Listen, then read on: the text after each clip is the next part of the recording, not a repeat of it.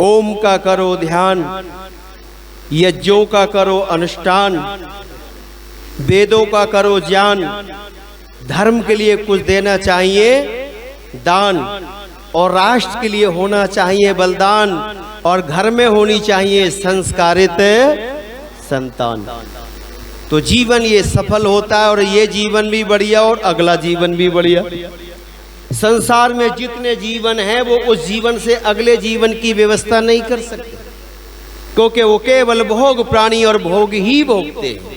लेकिन मनुष्य का जीवन कर्म जीवन भी है और भोग भी इसका ये योनि है।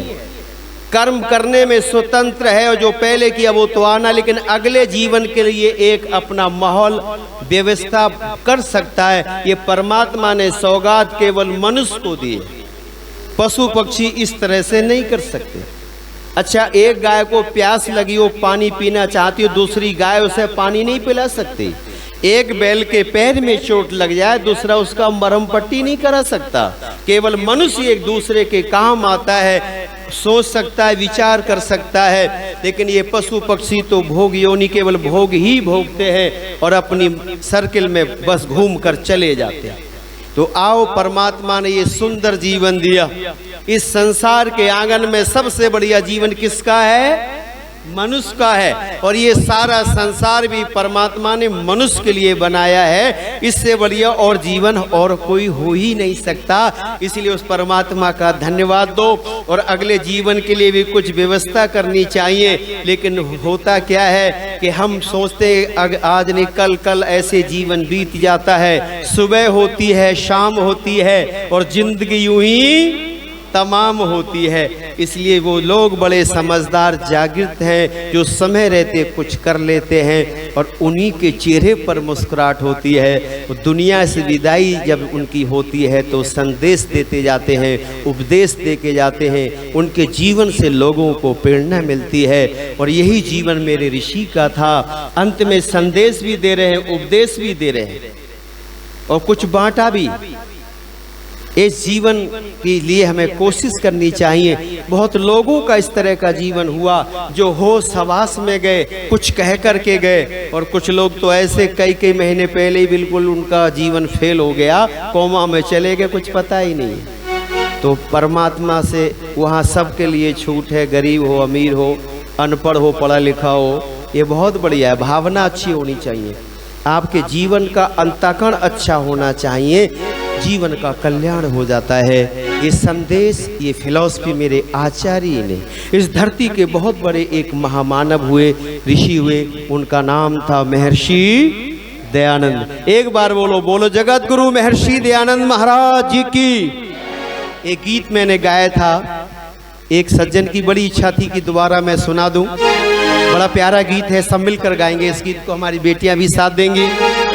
कि भारत का जब ये बेड़ा मझधार जा रहा था, तो गुजरात की तरफ से एक मल्लाही आ रहा था। कि गुजराती से था कौन आया, गुजराती से था कौन आया, दयानंद नाम उनका, दयानंद नाम उनका भाई बहनों।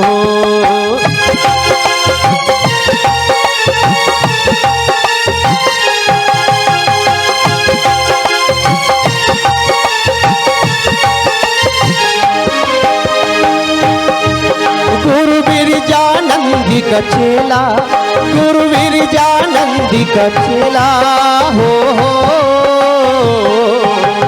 गुरुवीरजानंदी का चेला, लाखों में एक अकेला। गुरुवीरजानंदी का चेला, लाखों में एक ही अकेला, दयानंद नाम उनका, दयानंद नाम उनका भाई बहनों।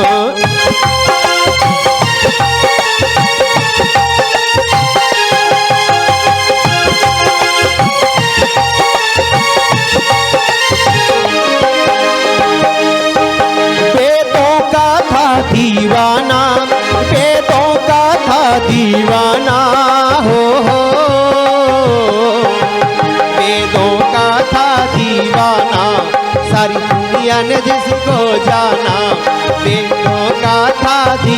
अपना, सारी दुनिया ने जिसको जाना, दयानंद नाम उनका, दयानंद नाम उनका भाई बहनों।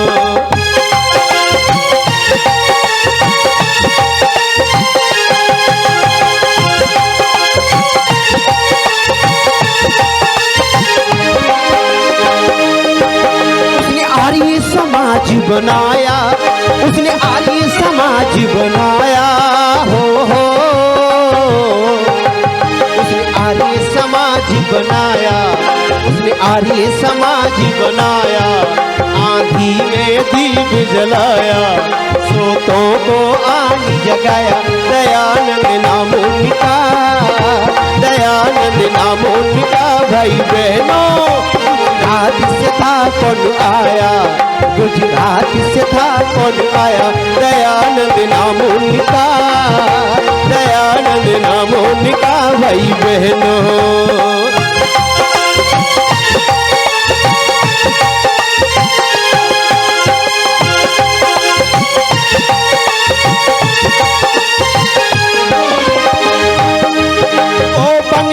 आया माली, वो बनकर आया माली, हो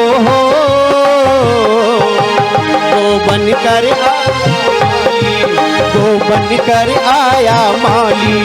छा गई जिसे हरियाली, वो बनकर आया माली, छा गई जिसे हरियाली, दयानंद नाम उनका, दयानंद नाम उनका भाई बहनों। गुजरात से था कौन आया, गुजरात से था कौन आया, दयानंद नाम उनका, दयानंद नाम उनका भाई बहनों। गुजरात से था कौन आया, गुजरात से था कौन आया, दयानंद नाम उनका, दयानंद नाम उनका, दयानंद नाम उनका, दयानंद नाम उनका भाई बहन। बोलो जगत गुरु महर्षि दयानंद महाराज जी की, और एक दबंगबाज बोलो भारत माता की।